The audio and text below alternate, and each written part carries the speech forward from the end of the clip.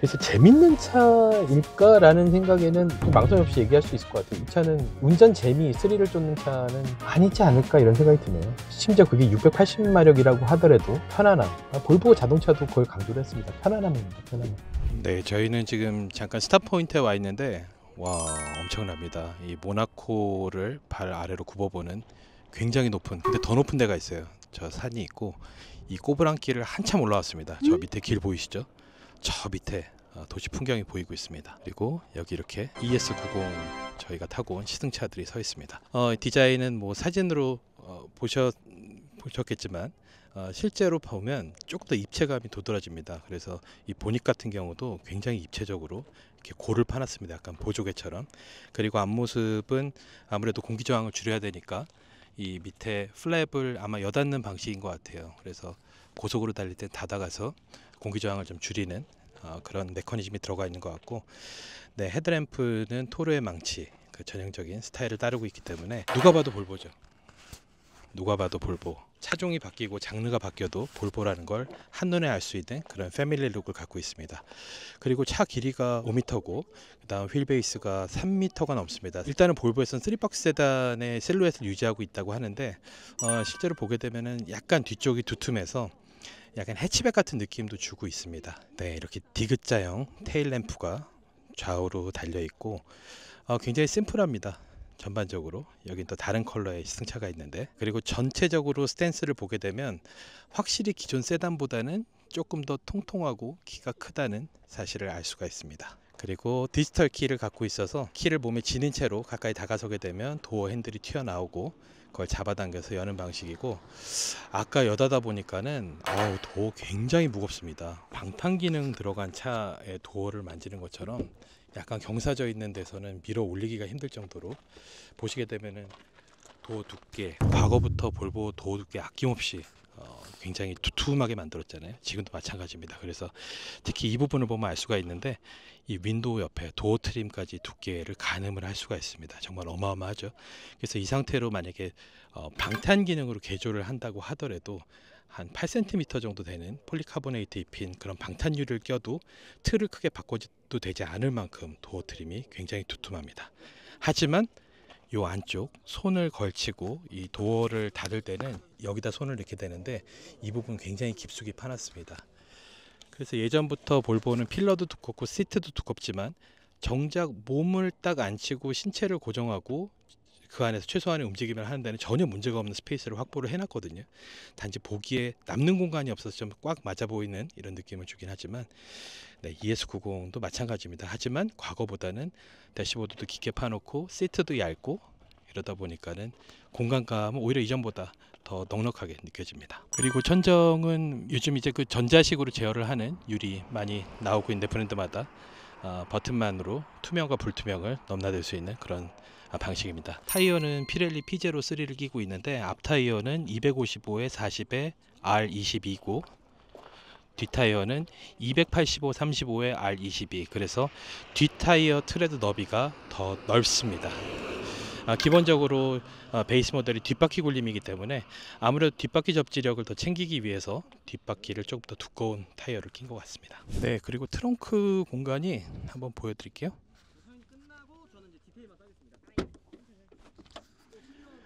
네, 전동식으로 올라가는데, 네, 세단 형태를 가장을 했지만 해치백입니다. 해치백. 그래서 굉장히 넓게 열리고 짐을 넣고 빼기가 굉장히 좋은 이런 구성을 갖고 있습니다. 그리고 뒷좌석을 접었을 때 트렁크 확장성도 세단 형태보다는 이 해치백이 훨씬 더 활용성이 좋죠.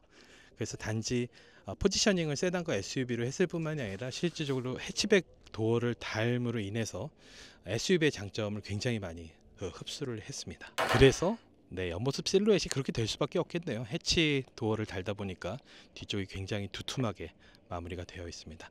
전반적으로 면철이 굉장히 깔끔하고 옆에 쓸데없는 기교 들어간 거 없습니다. 정말 굉장히 꼭 필요한 기능적으로 디자인을 했고, 그거는 실내나 실외나 과거나 지금이나 볼보가 한결같이 지켜나가고 있는 원칙입니다.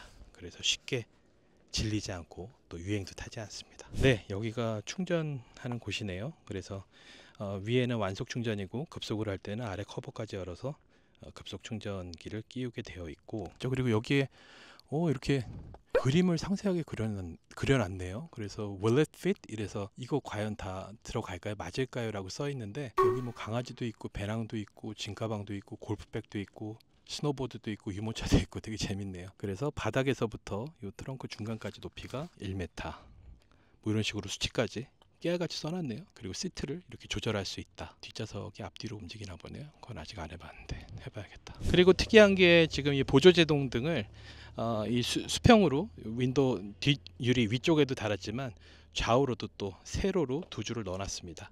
그래서 조금 더 제동하고 있다는 사실을 좀 더 직관적으로 빠르게 확실하게 알려줄 수가 있을 것 같고, 아까 운전석 앉았을 때도 느꼈지만 그쵸, 해치백 스타일로 하고 어느 정도 공기 저항을 낮추기 위해서 디자인을 다듬다 보니까 뒷유리가 굉장히 가파르게 누워 있고 그렇기 때문에 운전석에서 룸미러를 통해서 뒤를 봤을 때는 유리로 보이는 풍경이 굉장히 좁은 프레임에 갇혀 있습니다. 그리고 여기 사이드 미러가 있는데 사이드 미러를 프레임리스로 했어요. 그래서 룸미러는 프레임리스한 차들이 꽤 있는데 사이드 미러 프레임리스로 하니까 너무 좋은데요. 왜 진작에 이걸 안 했는지 모르겠네. 그 다음에 그 아래쪽에는 카메라가 있습니다.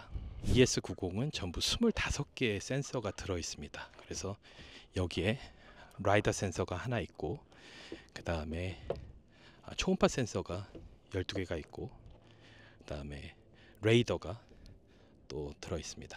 그리고 실내 어떤 탑승객을 감지하는 기술들이 들어가 있습니다. 그래서 실내에는 총 6개 레이더 센서가 있는데 그 중에 3개가 이 뒷좌석, 그 다음에 또 바닥의 플로어, 그 다음에 트렁크 공간. 그래서 차 안에 어디에 있던 그게 애완동물이건 애기건 움직임을 감지를 해서 차에 뭔가 남겨두고 떠나는 것을 방지할 수 있게 꼼꼼하게 대책을 마련을 해놨습니다. 사실 이 ES90의 디자인은 기존의 볼보 디자인에게 익숙한 고객이라면 예측 가능한 범위를 벗어나지 않았습니다.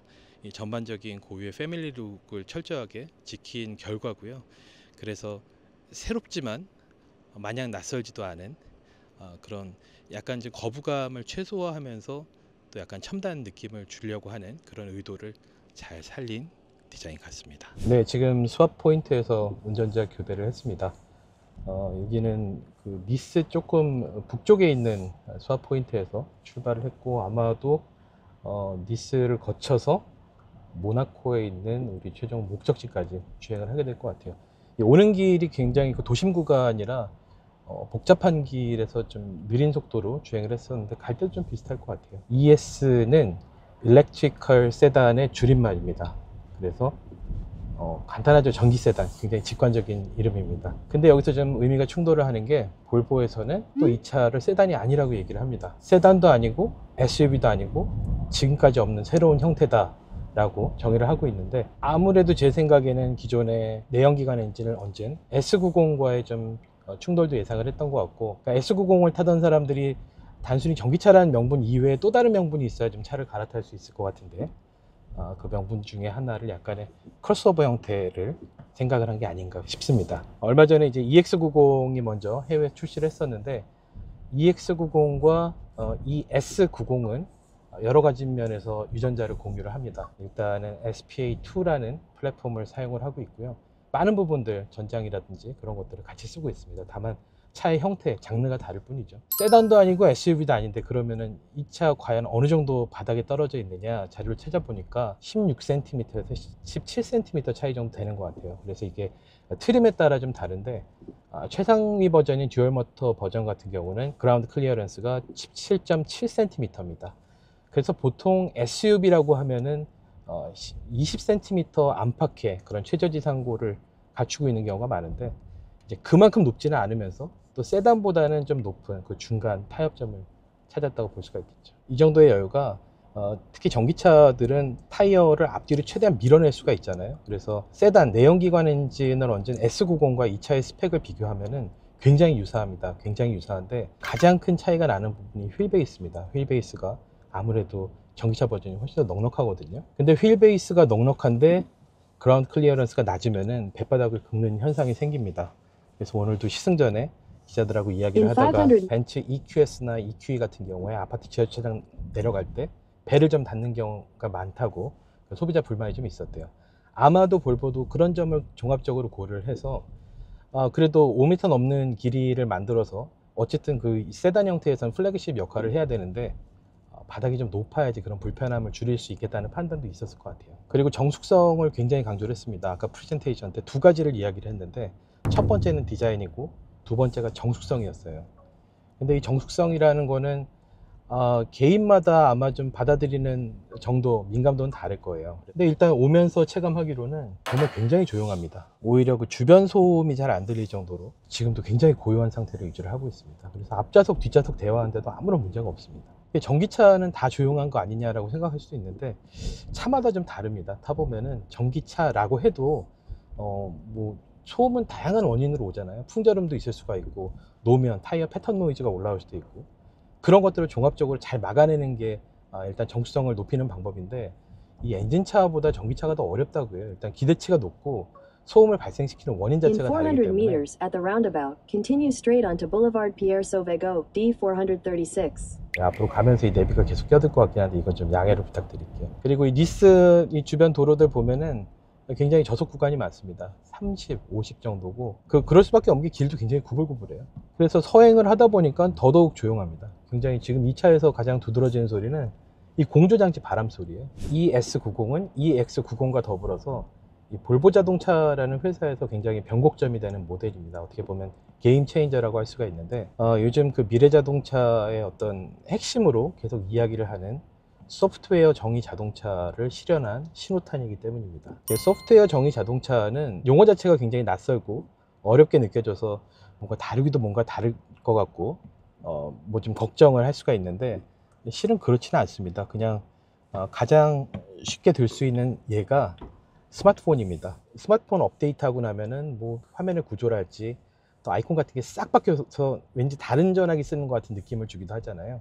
그런 개념입니다. 한 브랜드 내에서 어떤 장르나 차급과 상관없이 공통된 운영체제를 딱 확립을 시켜놓고 하드웨어가 바뀌는 건 상관없이 항상 똑같은 UX, UI로 이 차를 익숙하게 다룰 수 있게 만드는 게 소프트웨어 정의 자동차의 핵심입니다. 그래서 처음 하나를 만들 때는 굉장히 많은 비용과 노력이 들지만 일단 하나를 제대로 만들어 놓고 나면 나중에 굉장히 차종 바꿔가면서 적용을 쉽게 할 수가 있는 거죠. 모든 차종을 그렇게 OS로 통일을 해놓게 되면 비용 절감에 도움이 되겠죠. 그리고 저희가 지금 타고 있는 시승차는 싱글 모터 버전이고 333마력입니다. 그리고 최대 토크는 48.9kgm고 이 모델은 완전 베이스 모델 코어라는 모델이 있는데 거기에 옵션을 뭘 더했냐면 듀얼 챔버 에어 서스펜션이 들어갔습니다. 에어 서스펜션이 4바퀴 여기 다 들어갑니다. 그래서 이론상으로는 1초당 500회 센싱을 할 수 있는 그런 시스템이 들어가 있습니다. 순간순간 감쇄력 조절을 할 수가 있는데 1초에 500회라는 수치가 실은 잘 와닿지가 않잖아요. 1초에 500회 상상을 할 수가 없는 수치죠. 가늠하기가 어려운데 사실은 이제 이게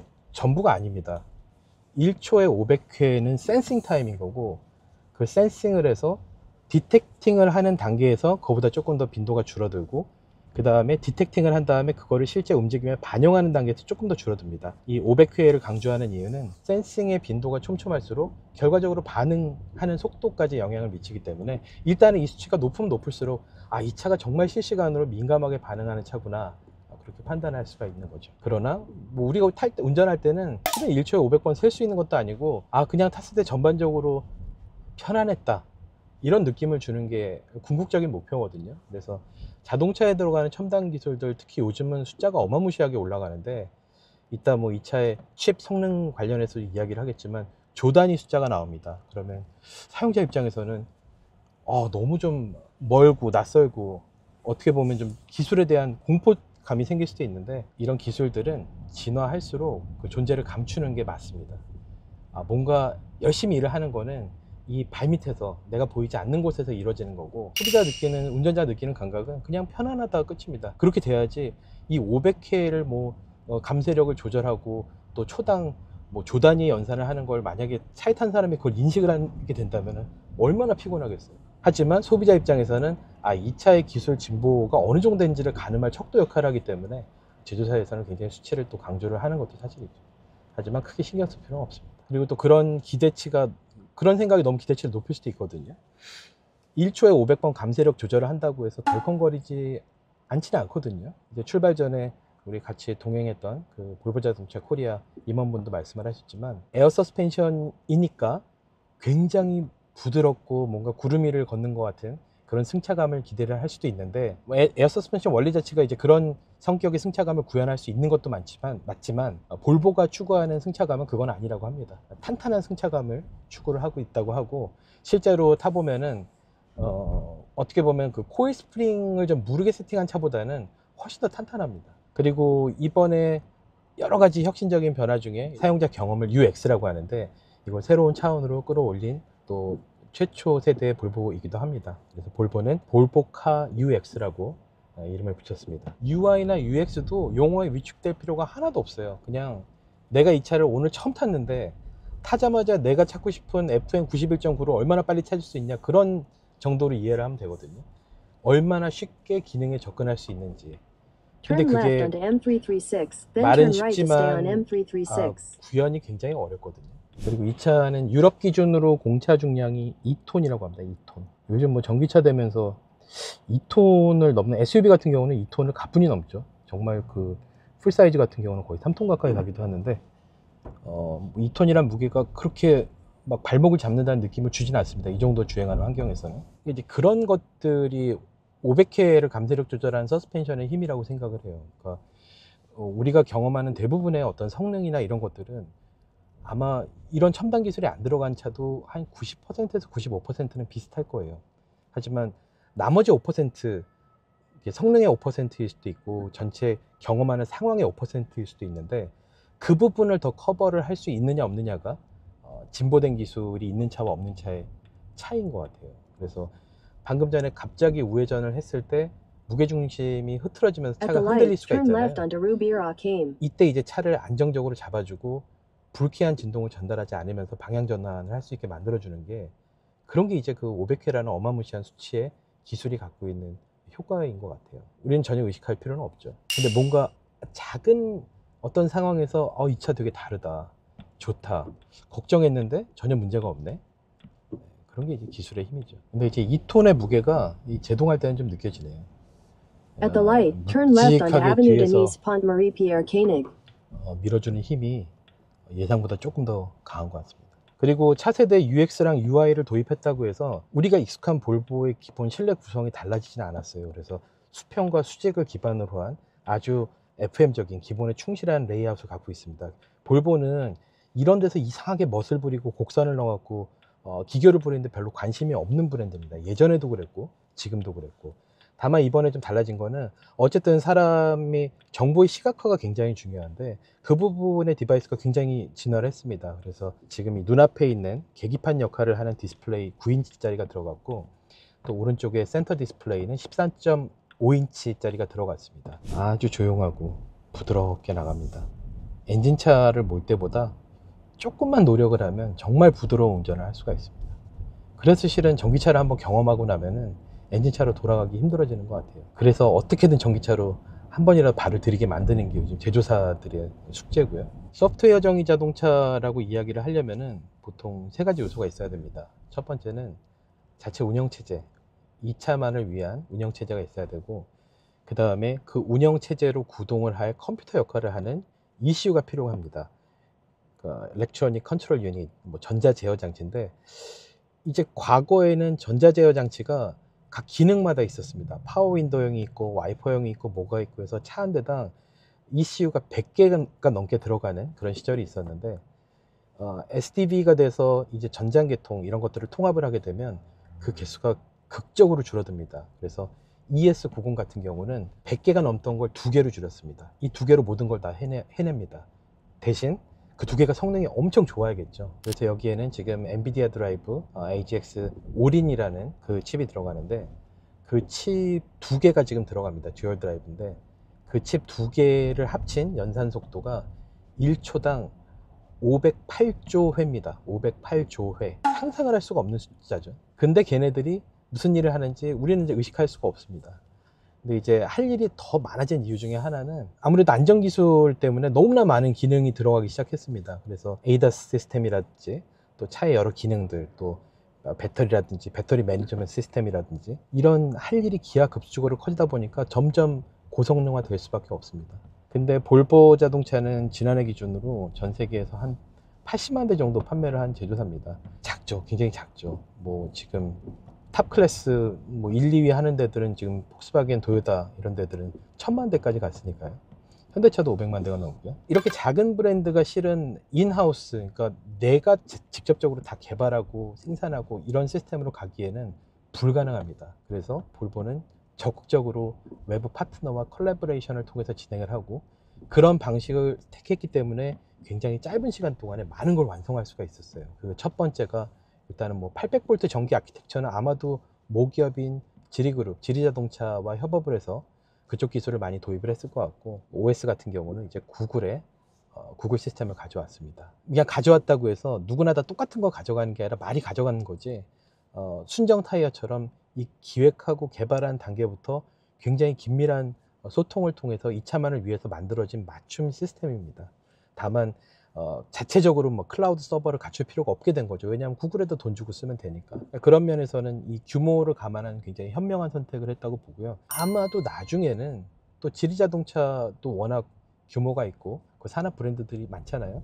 그러다 보니까 언젠가는 이제 자체 시스템으로 해결을 하는 날이 오겠죠. 근데 그 과도기적인 단계에서는 새로운 기술을 뒤처지지 않게 빨리빨리 도입을 하고 있습니다. 그래서 아까도 개발자와 인터뷰를 하면서 자체 OS 계획이 있냐고 물어봤는데 자체 OS 계획은 아직 없다고 합니다.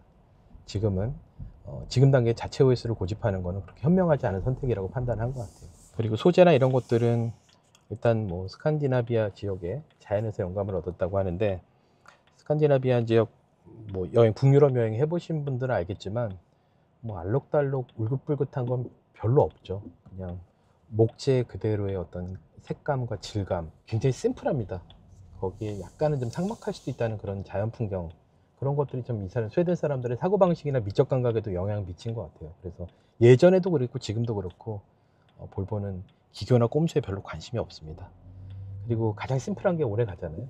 그래서 실증이 나지 않는다는 장점도 있어요. 사실 뭐 그런 개념으로 테슬라도 엄청 심플하게 만들긴 했는데, 그래도 요즘 많이 나아지긴 했지만 테슬라는 또 너무 단순하다 보니까는 가전제품 같은 느낌이 있는데, 그래도 자동차를 만든 내공이 이제 100년을 바라보잖아요. 이런 소재를 조합하고 다루는 방식을 보면은 레거시 제조사가 갖고 있는 노하우는 아직까지는 조금 더 신생업체보다는 더 깊이가 있는 것 같아요. 바워 앤 윌킨슨 오디오가 들어가는데, 이게 지금 최상위 버전 같은 경우는 전부 스피커가 25개가 들어간다고 합니다. 근데 정확하게 지금 저희가 타는 트림의 스피커 개수까지는 자료를 아직 확인하지 못해서, 일단 뭐 볼보 오디오 때문에 볼보 타시는 분들 분명히 계실 거예요. 저도 기존에 가솔린 버전 S90 타면서 가장 감동 깊었던 것 중에 하나가 바워 앤 윌킨슨 오디오였습니다. 오디오 참 좋죠. 오디오 때문에 사고 싶어진 차가 볼보랑 랜드로버, 저는 이 두 브랜드가 굉장히 기억에 남는 편인데요. 그래서 이 대시보드 한복판에도 약간 상징적으로 트위터를 달아놨습니다. 결국은 이제 가격이 어떻게 될지가 가장 궁금한데, 아직까지는 공개를 할 수 없는 단계입니다. 아직 시장 가격을 나라별로 셋업을 픽스를 하지 않은 단계여서 국내에서도 이 가격에 따라서 굉장히 반응이 다를 것 같기는 해요. 듀얼 챔버 에어 서스펜션은 옵션이긴 하지만 엔비디아 드라이브 같은 경우는 엔트리 모델이건 최상위 트림이건 다 들어가거든요. 그러니까 SDV 시대의 자동차의 가장 큰 특징 중에 하나는 나중에 확장할 수 있는 하드웨어를 미리 다 갖춰 놓는 겁니다. 그래서 OTA라는 개념과 굉장히 궁합이 좋은데요. 이 차를 타고 시간이 흐를수록 이 차가 그 나중에 나온 차보다 뒤처지는 게 아니라 뒤처지지 않게 꾸준히 무선 업데이트를 지원을 해줍니다. 그러기 위해서는 최신 상태의 소프트웨어를 소화할 만한 넉넉한 용량의 어떤 하드웨어를 갖고 있어야 되는데, 그게 이제 SDV 소프트웨어 정의 자동차가 기존 차랑 가장 다른 점이라고 생각을 해요. 예전에 테슬라가 이슈가 된 적이 있는데 저온 주행 성능이 좋아진 거예요. 그래서 하드웨어적인 터치를 안 하고도 소프트웨어 업데이트만으로도 가능한 영역이었던 거죠. 그런 식으로 이제 기존에 우리가 갖고 있던 자동차에 대한 어떤 생각들, 고정관념 이런 데서 벗어난 시기가 이렇게 현실로 다가왔습니다. 그래서 당장 눈으로 봤을 때는 엄청나게 화려하거나 막 뭐 세상에 없던 기능을 막 담고 있는 건 아니지만 확장 가능성 굉장히 많이 품고 있는 차죠. 차의 가치를 떨어지지 않게 하겠다는 게 그런 무선 업데이트를 갖춘 차들이 갖고 있는 기본적인 철학이죠. 테슬라가 이제 그런 생각으로 먼저 행동으로 보여줬었고, 지금은 많은 제조사들이 그 길이 맞았구나 하면서 따라가고 있습니다. 볼보 역시 예외는 아닙니다. 그래서 볼보가 ES90이 소프트웨어 정의 자동차가 됐다는 거는 이 차는 몇 년을 소유하는 기간 동안에 뒤처지지 않고 꾸준히 프레시한 상태의 어떤 최신 상태를 유지할 수 있는 잠재력을 갖고 있다, 이렇게 해석을 해도 될 것 같아요. 그리고 현재 배터리는 그 중국 CATL사의 볼보에서는 NMC라고 부르는데 NMC 3원계 리튬이온 배터리를 얹고 있습니다. 그래서 배터리 제조사는 또 향후 상황에 따라서 뭐 유동적으로 변할 수도 있다는 여지를 남기긴 했는데, 어쨌든 현재로서는 CATL 제품을 쓰고 있고, 중국 브랜드란 이유만으로 가치를 폄하하는 거는 In 600 합리적인 meters, you 판단은 will 아닌 것 arrive at 같아요. your destination. 그리고 일단은 중국의 기존의 S90을 생산하던 공장에서 만드는 걸로, 전량 만드는 걸로 계획이 되어 있습니다. 지금 볼보가 여러모로 굉장히 불확실한 상황에 처해 있는데요. 일단은 전기차 판매 둔화, 굉장히 빠른 속도로 전동화를 진행을 하려고 했던 전략을 수정을 할 수밖에 없는 상황이 됐습니다. 지금 그 미국의 관세 이슈가 떠올랐죠. 거기다가 소프트웨어 관련해서도 여러 가지 생각만큼 개발 속도가 따르지 않아서 실은 이 ES90 같은 경우는 원래 나왔어야 될 시점보다 좀 늦어졌습니다. 근데 또 이 볼보라는 브랜드, 또 스웨덴이라는 나라를 보면은 과거의 그런 위기들을 많이 극복하고 또 굉장히 과감한 결단을 내렸던 사례를 갖고 있습니다. 스웨덴 같은 경우는 원래 우핸들인 나라에서 좌핸들인 나라의 통행 방향으로 바꾼 거죠. 그거를 하루아침에 딱 H데이라고 정해가지고 일요일이었는데 그날 하루 만에 바꿨고, 많은 걱정과 달리 오히려 그날은 사고율이 더 줄었다고 합니다. 사람들이 워낙 신경을 하고 긴장을 했으니까. 그리고 볼보라는 브랜드도 또 하루아침에 뒷바퀴 굴림에서 전량 앞바퀴 굴림으로 변신했던 사례가 있었고, 2010년대 초반에 파워트레인을 4기통 2.0L 하나로 줄여버리는, 가솔린 디젤만 구분을 하고, 이런 또 엄청난 결단을 내렸었죠. 그래서 좀 결심하면 좀 무서운 브랜드긴 합니다. 어떻게 보면 지리자동차에다가 회사를 판 것도 쉽지 않은 결심이었을 거예요. 어떤 상황이 닥쳤을 때 굉장히 과감한 결정을 내릴 수 있는 회사인 건 맞습니다. 그리고 그런 결정들이 결과적으로는 옳은 방향이었기 때문에 지금까지 살아있는 거죠. 그래서 제가 2006년쯤에 그 사브 출장을 갔었는데, 그 출장이 제가 경험한 사브의 마지막이었어요. 브랜드가 없어져 버렸죠. 살아남는 게 강한 겁니다. 볼보 지금까지 살아남았죠. 굉장히 진짜 부드럽네.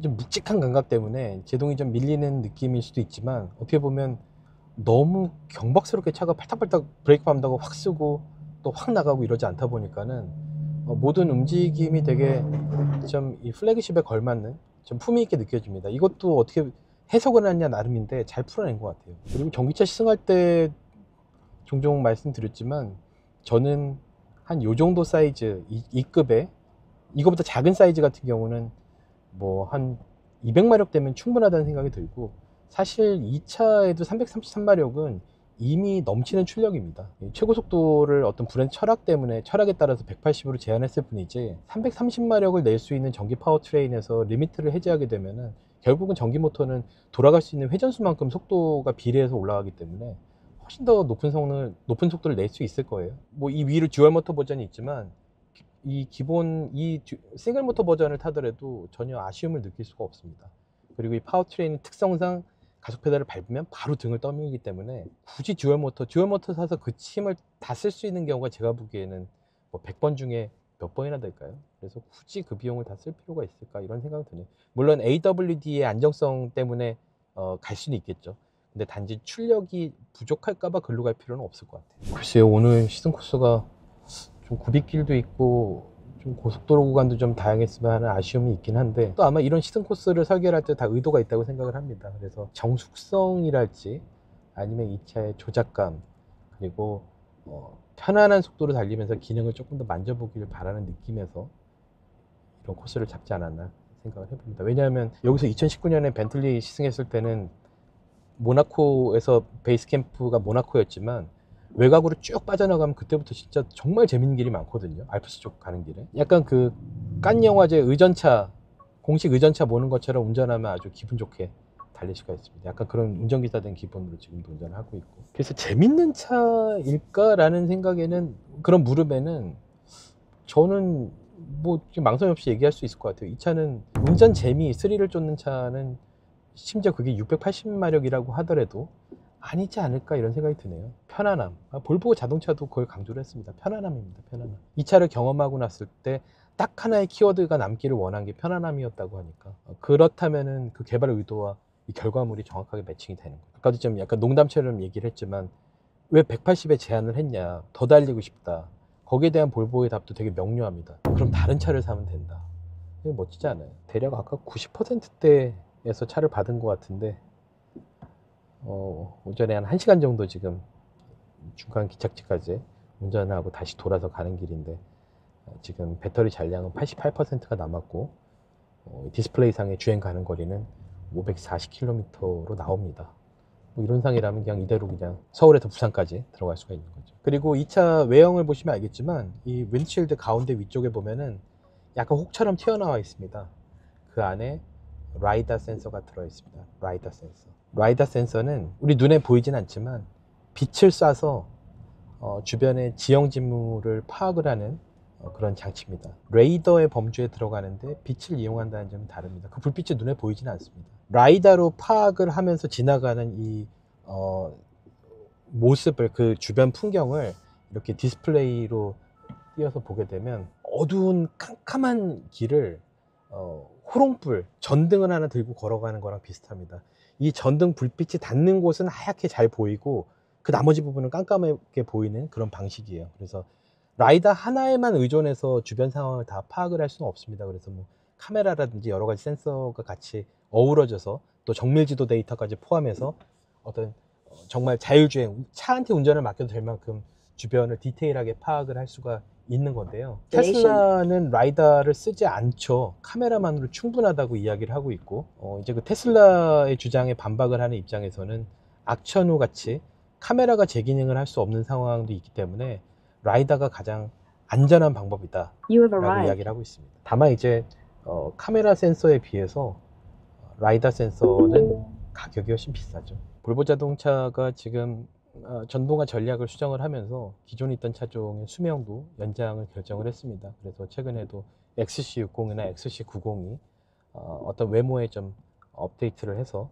다시 또 이제 판매를 하게 됐는데 원래는 그럴 계획이 없었던 걸로 알고 있습니다. 근데 지금 상황에서 메뉴를 가뜩이나 차종이 많지 않은 회사에서 내연기관을 다 버리고 나면은 너무 리스크가 커지기 때문에 이 브랜드 제조사 입장에서는 생존이 첫 번째입니다. 내가 했던 말을 뒤엎더라도 살아남는 게 우선 첫 번째입니다. 예전에 저도 기억나는데 2003년에 포르쉐 그 국제홍보 담당이랑 인터뷰하는데 앞으로도 포르쉐 디젤 엔진이 들어간 건 절대 볼 수 없을 거라고 했는데 바로 뒤집었죠. 계획은 수정되기 마련입니다. 그래서 볼보도 생존을 위해서 지금 다시 숨고르기 전열을 재정비하는 그런 단계입니다. 그 중요한 순간에 이미 이제 개발 예정이 돼 있었던 EX90과 ES90이 출시를 하게 됐고 특히 이 스웨덴 본사에서는 ES90 한국 시장에 거는 기대가 굉장히 큽니다. 한국은 전 세계에서 S90을 중국에 이어서 두 번째로 많이 파는 시장입니다. 사실 한국이 세 손가락 안에 들고 다섯 손가락에 드는 차들이 꼭 대중적으로 많이 팔리지 않는 차들이 굉장히 많습니다. 뭐 S클래스도 그렇고 프리미엄 브랜드 큰 차들 그런 경우가 많은데 S90 같은 경우는 어떻게 보면은 이 볼보가 갖고 있는 시장 포트폴리오가 다양하지 않다는 방증이기도 합니다. 근데 뭐 그거는 이제 볼보가 앞으로 해결해야 될 문제인 거고 당장 볼보에 있어서는 한국 시장 굉장히 중요합니다. 그리고 한국 시장은 굉장히 도전적이고 어떤 진취적인 성향들의 소비자가 있기 때문에 새로운 것을 받아들인 것에 대한 거부감이 좀 더 낮을 것으로 기대를 하고 있는 것 같아요. 그래서 볼보 입장에서는 지금 기존에 S90 타던 사람들이 그 다음 차로 어디로 넘어갈 것이냐 그걸 다시 받아내야 되는데 볼보에서 그 역할을 S90이 해주기를 기대하고 있지 않을까 그렇게 생각을 해봅니다. 이건 뭐 제 개인적인 생각입니다. 그리고 이 화면 영상으로는 잘 보이지 않겠지만 그 제 운전대 너머 윈드실드에는 헤드업 디스플레이가 떠 있습니다. 요즘 이것도 뭐 굉장히 풀 컬러 들어간다고 강조를 하고 이런 브랜드들이 많이 있는데 심플합니다. 그리고 지금 ES90은 드라이브 모드가 두 가지밖에 없습니다. 스탠다드랑 오프로드 두 가지입니다. 아무래도 중간적 형태의 장르를 새로 개척했다고 이야기를 하기 때문에 그 모드를 만든 것 같고 오프로드 모드를 하게 되면은 아마도 그 에어 챔버 서스펜션이 약간 키를 높여줄 것 같아요. 기본적으로 키높이 기능이 있습니다. 에어 서스펜션이 갖고 있는 장점 중에 하나죠. 그래서 비단 오프로드 모드가 아니더라도 어떤 상황이나 주행 속도에 따라서 위아래로 플러스 마이너스 좀 위아래로 오르내릴 수 있는 폭이 있다고 설명해서 읽었습니다. 그 자세한 수치는 제가 자막으로 보여드리는 게 나을 것 같아요. 못 외웠습니다. 그러니까 이 에어 챔버 서스펜션은 길이 안 좋을 때 장점을 느낄 수가 있습니다. 길이 안 좋거나 운전이 좀 이렇게 예쁘지 않거나 좀 사람 착각하게 만들 수 있을 것 같은데요. 내가 되게 운전 잘하는 것 같아. 부드럽게. 이 모션이 이 과정도 그렇고 끝마무리가 아주 근사해요. 기술이 고도화될수록 그 존재를 감춘다고 말씀을 드렸는데 사실 완전 이 스펙을 읊을 때는 굉장히 어마어마한 그런 어마어마한 스펙들이 나왔잖아요. 이 초당 몇 회 막 이런 것들. 근데 이제 그런 것들이 오늘 이렇게 한 몇 시간, 1시간 반 정도 주행을 하면서는 이게 막 운전하면서 막 와닿고 이렇지는 않습니다. 정말 아까 말씀드린 것처럼 5%의 완벽함을 만들어가기 위한 과정을 위해서 이런 고급 기술들이 많이 들어가 있는 개념으로 이해를 하면 될 것 같아요. 그리고 아마도 좀 더 다양한 환경에서 타보면은 더 많은 경험들을 할 수 있었겠지만 오늘은 지금 이 제한된 환경에서는 이 정도 경험을 하는 데서 만족을 해야 될 것 같습니다. 그래서 ES90이란 차를 더 파악을 하기 위해서는 더 다양한 환경에서 경험을 해볼 필요가 있을 것 같아요. 그래서 나중에 국내에 출시가 되면 꼭 한번 운전을 해보세요. 그리고 기존의 볼보를 타보셨던 분들은 아마 제가 말씀드린 그 미묘한 모션을 처리하는 능력이랄지 어떤 이 조작감의 정제된 느낌, 이게 어떤 이야기인지 바로 와닿으실 거예요. 그래서 눈으로 보여지는 당장 피부에 와닿는 차이보다 훨씬 더 많은 변화를 품고 있는 차세대 미래를 담은 볼보입니다. 근데 일단은 주행 관련 리뷰는 여기서 마무리를 하고요. 이따가 이제 또 호텔에 도착해서 이 차의 안팎에 있어서 어떤 특징들이 있는지 간략하게 짚어보고 전반적으로 여기서 하는 리포트는 마무리해야 될 것 같습니다. 네, 그럼 잠시 후에 다시 돌아오겠습니다. 그리고 이 천장 개방감 대단합니다. 그래서 뭐 폴스타 4 같은 경우는 이 개방감을 더 화끈하게 주기 위해서 뒷유리를 삭제해 버렸는데 볼보가 이제 보여주고 있죠. 해치백 달고 뒷좌석 개방감 만들고도 이렇게 만들 수 있다. 뭔가 좀 폴스타보다 좀 더 뭔가 좀 주고 싶어하는 이런 같은 브랜드지만 안에 경쟁 심리도 좀 느껴지고 엄청 뭐 저는 다리가 짧지만 진짜 다리 뻗어도 끝이 안 달 정도로 엄청 넉넉합니다. 그리고 실내는 네 이렇게 비슷한 디자인 테마로 이어져 있습니다. 답답하지가 않아요. 창문이 이렇게 널찍널찍해서. 그리고 폴스타가 뭔가 좀 차별화를 위해서 뭐 이렇게 시트 뒷면에 뭐 재활용 재생 폴리에스테르 관련해서 이런 머티리얼 관련된 설명을 써놓는다든지 그런 약간 좀 힙한 이런 느낌을 주는 로고도 새기고 이런 게 있었다면 볼보는 좀 의젓합니다.